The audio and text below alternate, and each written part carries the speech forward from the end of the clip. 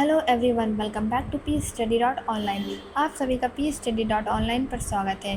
तो हम अपने वीडियोस में महान व्यक्तित्व के जीवन के बारे में जानते आ रहे हैं, भारत के महान व्यक्तित्व की।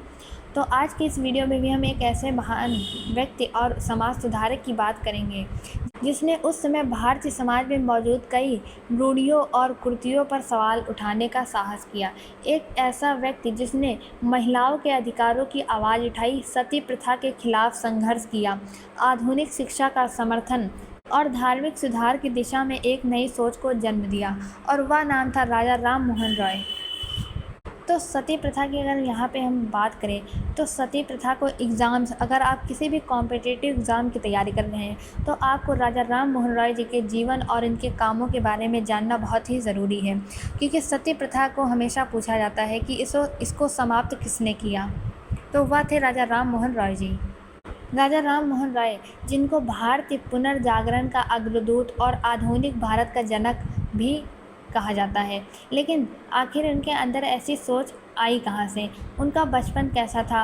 उन्होंने कौन कौन सी भाषाएं सीखी और वह कौन सी घटनाएं थीं जिन्होंने इन्हें समाज सुधारक बनाने की दिशा में आगे बढ़ाया? तो आज के इस वीडियो में हम राजा राम मोहन रॉय जी के पूरे जीवन के बारे में जानेंगे।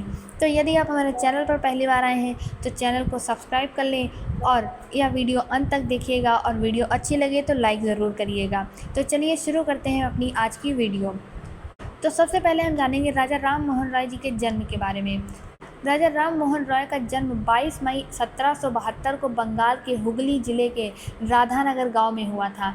इनका परिवार एक प्रतिष्ठित ब्राह्मण परिवार था। इनके पिता का नाम था रामाकांत राय और माता का नाम था तारिणी देवी। इनके परिवार का धार्मिक वातावरण परंपराओं से जुड़ा हुआ था, लेकिन राम मोहन रॉय जी का स्वभाव बचपन से ही बहुत जिज्ञासु था। यह किसी बात को सिर्फ इसलिए स्वीकार नहीं करते थे कि उसे समाज में लंबे समय से माना जा रहा है, या इसके पीछे का कारण जानना चाहते थे। राजा राम मोहन रॉय जी की शिक्षा सामान्य बच्चों जैसी नहीं थी। इन्होंने अलग अलग स्थानों पर रहकर अलग अलग भाषाओं को और विषयों का अध्ययन किया। इनका ज्ञान केवल एक भाषा या परंपरा तक सीमित नहीं था। इन्होंने बंगाली, संस्कृत, फारसी और अरबी का अध्ययन किया। बाद में इन्होंने अंग्रेजी का भी ज्ञान प्राप्त किया। इन्होंने इतनी अलग अलग भाषाएं क्यों सीखी? क्योंकि उस समय अलग अलग भाषाओं में अलग अलग प्रकार का ज्ञान उपलब्ध था। संस्कृत के माध्यम से इन्होंने भारतीय धार्मिक और दार्शनिक ग्रंथों को समझा। अरबी और फारसी के माध्यम से इन्हें इस्लामी दर्शन और साहित्य को समझने का अवसर मिला, और उसके बाद अंग्रेजी के माध्यम से वे पश्चिमी विचारों और आधुनिक ज्ञान से परिचित हुए, और इसी व्यापक अध्ययन ने इनकी सोच को बहुत बड़ा बना दिया। राजा राम मोहन रॉय जी की सबसे बड़ी विशेषताओं में से एक थी वह अलग अलग धार्मिक और दार्शनिक विचारों का अध्ययन करते थे। इन्होंने हिंदू धर्म के कई ग्रंथों का अध्ययन किया। विशेष रूप से इन्होंने उपनिषदों और वेदांत दर्शन का अध्ययन किया। साथ ही इन्होंने इस्लामी विचारों और ईसाई धर्म से जुड़े विचारों को भी समझने का प्रयास किया। इससे इनके मन में एक महत्वपूर्ण विचार मजबूत हुआ: ईश्वर एक है और धर्म के नाम पर होने वाली कई रूढ़ियाँ मानव समाज की समस्या को बढ़ा सकती हैं। ये धार्मिक कट्टरता के पक्ष में नहीं थे। इनका मानना था कि धर्म में तर्क और नैतिकता का भी महत्व होना चाहिए। अब इनके हम जीवन की एक महत्वपूर्ण बात करें तो राम मोहन रॉय छोटी उम्र से ही धार्मिक मान्यताओं और सामाजिक परंपराओं को लेकर प्रश्न करने लगे थे। वह पूछते थे, क्या हर परंपरा सही होती है? क्या केवल इसलिए किसी प्रथा को मान लेना चाहिए क्योंकि हमारे पूर्वज उसे मानते आए हैं? और सबसे महत्वपूर्ण, क्या किसी धार्मिक परंपरा को तर्क की कसौटी पर नहीं परखा जा सकता? यही सवाल आगे चलकर इनके पूरे जीवन के काम का आधार बने। इनका उद्देश्य किसी धर्म का अपमान करना नहीं था, बल्कि वह चाहते थे कि समाज में मौजूद गलत प्रथाओं और अंधविश्वासों पर विचार किया जाए। राम मोहन रॉय के धार्मिक विचार उस समय के सामान्य धार्मिक विचारों से काफ़ी अलग थे। राम मोहन रॉय जी एकेश्वरवाद यानी ईश्वर की धारणा के समर्थक थे। इन्होंने हिंदू धर्म के प्राचीन ग्रंथों और विशेष रूप से उपनिषदों में से एकेश्वरवादी विचारों का महत्वपूर्ण माना। इनका मानना था कि धर्म का मूल उद्देश्य नैतिक और आध्यात्मिक जीवन को बेहतर बनाना होना चाहिए। इसी कारण इन्होंने धार्मिक रूढ़ियों और कर्मकांडों की आलोचना की। यह विचार उस समय काफ़ी विवादित भी थे। कई रूढ़िवादी लोगों ने इनके विचार का विरोध किया, लेकिन राम मोहन रॉय अपने विचार पर कायम रहे। इनके शुरुआती जीवन और ईस्ट इंडिया कंपनी की बात करें तो इनके जीवन के एक चरण में राम मोहन रॉय ने ईस्ट इंडिया कंपनी के साथ भी काम किया। इन्होंने कंपनी के अधिकारियों के साथ काम करते हुए प्रशासन और शासन व्यवस्था को करीब से देखा। इस अनुभव ने इन्हें ब्रिटिश शासन की व्यवस्था को समझने का अवसर दिया। इन्होंने यह भी देखा कि भारतीय समाज की समस्याएं केवल धार्मिक या सामाजिक नहीं है, उनका संबंध शिक्षा, प्रशासन, कानून और लोगों के अधिकारों से भी था। इसीलिए आगे चलकर इनके सुधारवादी विचारों का दायरा बहुत बड़ा हो गया। अब एक हम बहुत महत्वपूर्ण बात करेंगे जो कि कॉम्पिटिटिव एग्ज़ाम्स में भी पूछा जाता है। आत्मीय सभा, जो कि 1815 में राजा राम मोहन राय जी ने स्थापित की थी। इस सभा का उद्देश्य था कि लोग धार्मिक और सामाजिक विषयों पर तर्क और विचार विमर्श कर सकें। यहाँ इनके सामाजिक और धार्मिक सुधारों के प्रयासों की शुरुआत महत्वपूर्ण संस्थाओं में से एक थी। आत्मीय सभा के माध्यम से इन्होंने ऐसे वातावरण को बढ़ावा देने की कोशिश की जहाँ लोग परंपराओं पर सवाल कर सकें और तर्क के साथ चर्चा कर सकें। बाद में यही सुधारवादी सोच आगे चलकर ब्रह्म सभा और फिर ब्रह्म समाज के विकास से जुड़ी। अब यदि हम इनके जीवन के सबसे महत्वपूर्ण सामाजिक मुद्दे पर बात करें तो वह थी महिलाओं की स्थिति। उस समय महिलाओं को समाज में अनेक प्रकार की कठिनाइयों का सामना करना पड़ता था। विधवाओं की स्थिति विशेष रूप से कठिन थी और सबसे दर्दनाक प्रथाओं में से एक थी सती प्रथा। राम मोहन रॉय ने इस प्रथा को करीब से देखा और इसका विरोध करना शुरू किया। लेकिन सती प्रथा का विरोध उनका अचानक लिया गया फैसला नहीं था। उनकी शिक्षा, धार्मिक ग्रंथों का अध्ययन, तर्कवादी सोच और समाज में महिलाओं की स्थिति के अनुभव, इन सभी ने उन्हें इस संघर्ष की ओर आगे बढ़ाया। इन्होंने यह दिखाने का प्रयास किया कि हिंदू धर्म के प्राचीन ग्रंथों में सती को अनिवार्य धार्मिक कर्तव्य के रूप में स्थापित नहीं किया गया है। इन्होंने लेखों और पुस्तिकाओं के माध्यम से इस विषय पर अपने विचार रखे। राम मोहन रॉय जी ने सती प्रथा के खिलाफ लोगों को जागरूक करना शुरू किया। इन्होंने तर्क दिया कि किसी महिला को उसके पति की मृत्यु के बाद ऐसी प्रथा के लिए मजबूर करना अन्याय है। इन्होंने धार्मिक तर्कों के साथ साथ मानवीय और नैतिक तर्क भी दिए, लेकिन यह संघर्ष आसान नहीं था। समाज के रूढ़िवादी वर्ग ने इनका विरोध किया। उन पर आरोप लगाए गए कि वह परंपराओं के खिलाफ जा रहे हैं, लेकिन राम मोहन रॉय जी पीछे नहीं हटे। वह लगातार लिखते रहे, लोगों को समझाते रहे और इस प्रथा के खिलाफ जनमत तैयार करने का प्रयास करते रहे। यदि हम बात करें तो राजा राम मोहन रॉय जी केवल सती प्रथा खत्म करने वाले व्यक्ति नहीं थे, उनका काम इससे बहुत बड़ा था। वह चाहते थे कि समाज में आधुनिक शिक्षा आए, महिलाओं की स्थिति सुधरे, धार्मिक कट्टरता का कम हो, लोगों में तर्क करने की क्षमता विकसित हो, प्रेस को स्वतंत्रता मिले, भारतीयों को अपने अधिकारों के बारे में जागरूक किया जाए, समाज में मानवता और समानता को महत्व मिले। यानी इनका लक्ष्य था कि एक अधिक शिक्षित, तर्कशील और सुधारवादी समाज। अभी तक हमने जितने भी इनके जीवन के बारे में यहाँ तक बात की है, तो इसमें कई महत्वपूर्ण प्रश्न भी हैं जो आपके कॉम्पिटिटिव एग्ज़ाम में पूछे जाते हैं।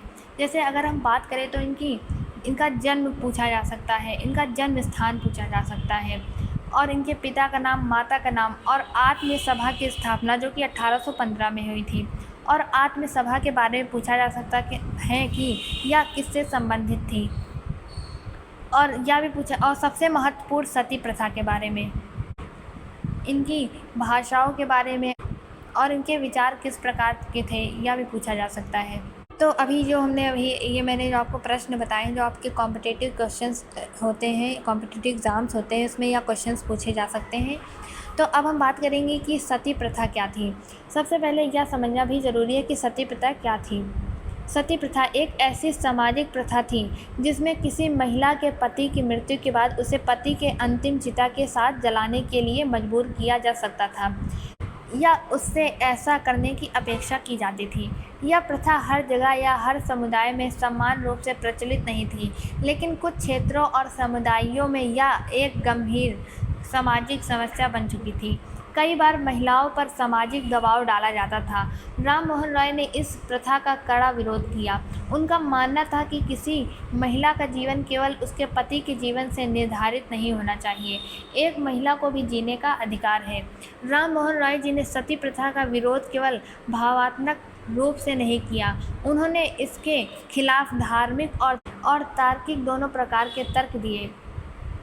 इन्होंने हिंदू धर्म के प्राचीन ग्रंथों और विशेष रूप से वेदांता तथा उपनिषदों का अध्ययन किया था। इनका तर्क था कि सती को हिंदू धर्म का अनिवार्य धार्मिक कर्तव्य बताना सही नहीं है। इन्होंने अपने लेखों और पुस्तिकाओं के माध्यम से लोगों को समझाने की कोशिश की। धर्म के नाम पर किसी महिला के जीवन को समाप्त करना उचित नहीं है। सती प्रथा के विरोध में राम मोहन रॉय जी ने महत्वपूर्ण लेखन किया। इनके प्रसिद्ध पुस्तिकाओं में से एक थी a conference between an advocate for an opponent of the practice of burning widows alive. इसमें इन्होंने सती प्रथा के समर्थन और विरोध में दिए जाने वाले तर्कों को सामने रखा और इसके विरोध में तर्क प्रस्तुत किए। इस तरह इन्होंने केवल भावात्मक अपील नहीं की, बल्कि तर्क और धार्मिक ग्रंथों के आधार पर बहस की। यह इनकी सुधारवादी शैली की एक खास विशेषता थी। राम मोहन रॉय जी समझते थे कि केवल कुछ लोगों से बात करने से समाज नहीं बदलेगा। ज़रूरत थी कि उनके विचार ज़्यादा से ज़्यादा लोगों तक पहुँचे। इसके लिए इन्होंने पत्रकारिता का सहारा लिया। 1821 में इन्होंने संवाद कौमुदी का प्रकाशन शुरू किया। यह एक बंगाली साप्ताहिक समाचार पत्र था। इसके माध्यम से इन्होंने सामाजिक सुधार, शिक्षा और सती प्रथा जैसे मुद्दों पर अपनी बात रखी। ये चाहते थे कि आम लोग भी सामाजिक समस्याओं पर विचार करें। राम मोहन रॉय जी ने केवल बंगाली में ही पत्रकारिता नहीं की, इन्होंने फ़ारसी भाषा में भी समाचार पत्र प्रकाशित किया, जिसका नाम था मिरात उल अखबार। यह 1822 में शुरू हुआ। यह एक फ़ारसी साप्ताहिक पत्र था। इसमें राजनीतिक और सामाजिक विषयों पर विचार प्रकाशित होते थे।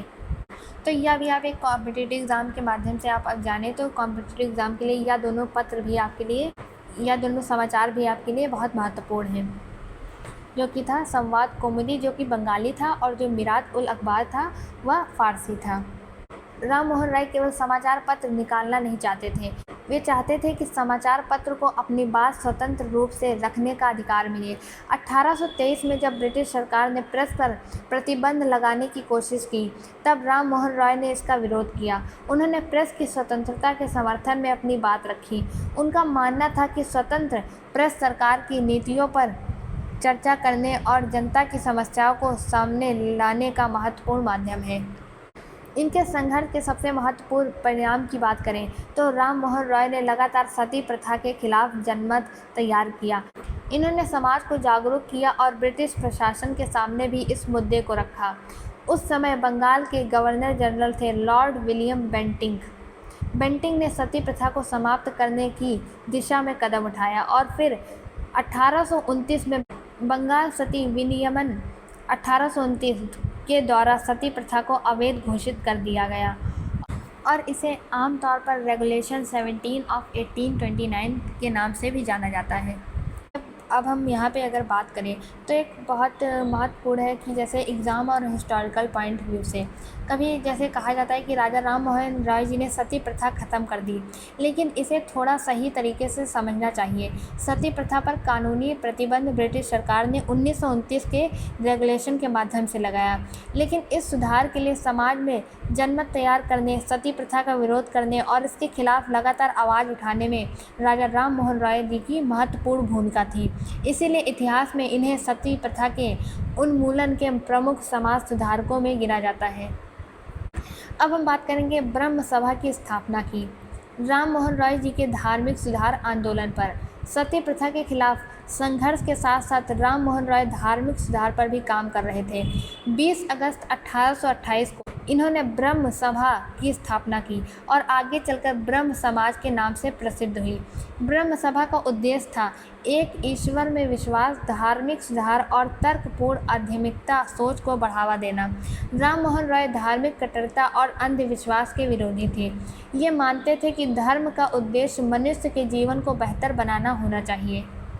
यदि हम ब्रह्म समाज के प्रमुख विचारों की बात करें तो सबसे पहला एक ईश्वर में विश्वास, मूर्ति पूजन का विरोध, धार्मिक रूढ़ियों का विरोध, तर्क और नैतिकता पर जोर, सभी मनुष्यों के प्रति सम्मान जैसे विचार शामिल थे। बाद में देवेंद्र नाथ टैगोर और केशव चंद्र सेन जैसे लोगों ने भी ब्रह्म समाज के विकास में महत्वपूर्ण भूमिका निभाई, लेकिन इसके शुरुआती संस्थापक के रूप में राजा राम मोहन राय का नाम सबसे महत्वपूर्ण है।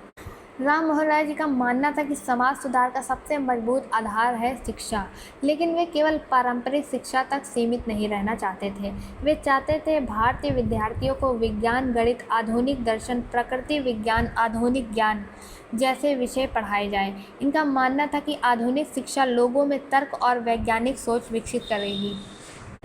राम मोहन राय जी ने आधुनिक शिक्षा को बढ़ावा देने के लिए कई प्रयास किए।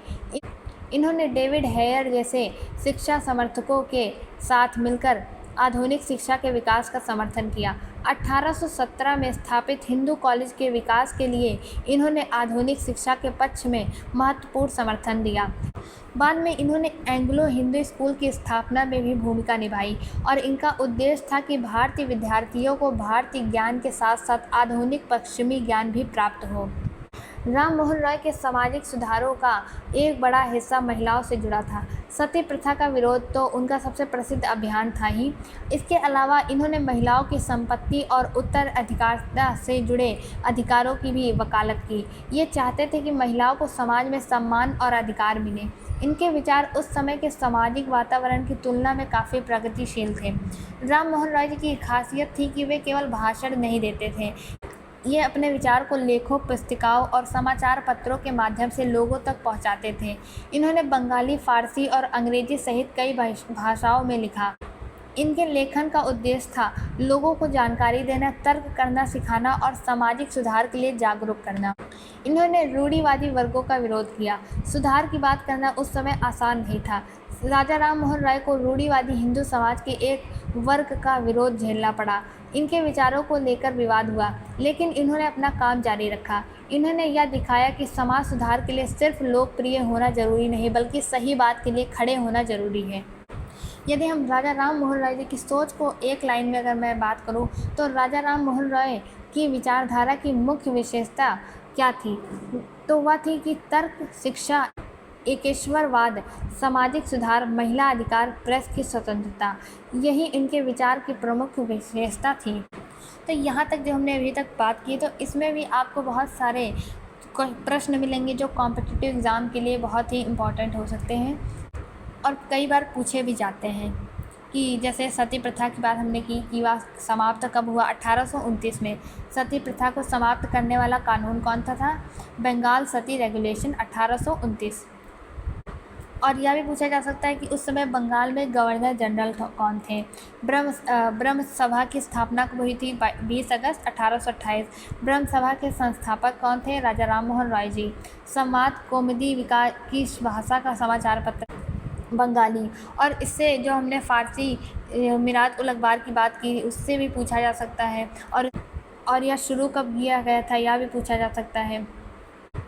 अब यहाँ पे अगर हम बात करें तो जो हिंदू कॉलेज था और उसकी आधुनिक शिक्षा की, तो 1817 में कोलकाता में हिंदू कॉलेज की स्थापना हुई।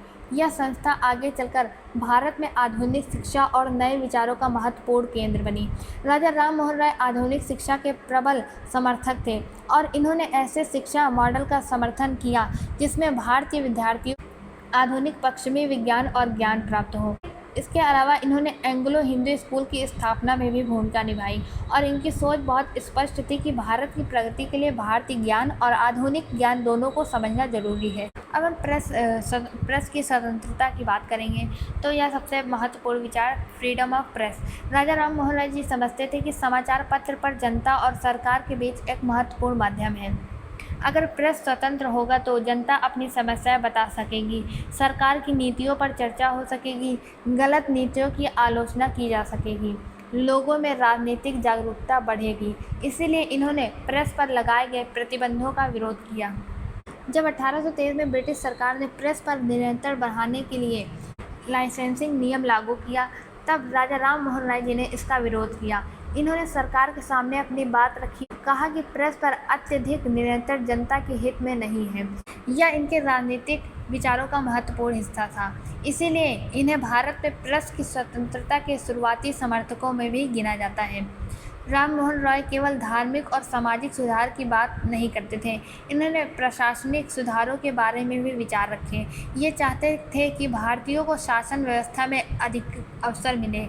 इनका मानना था कि कानून और प्रशासन में निष्पक्षता और न्याय होना चाहिए। इन्होंने न्यायपालिका और प्रशासन में सुधार की आवश्यकता पर भी विचार व्यक्त किए।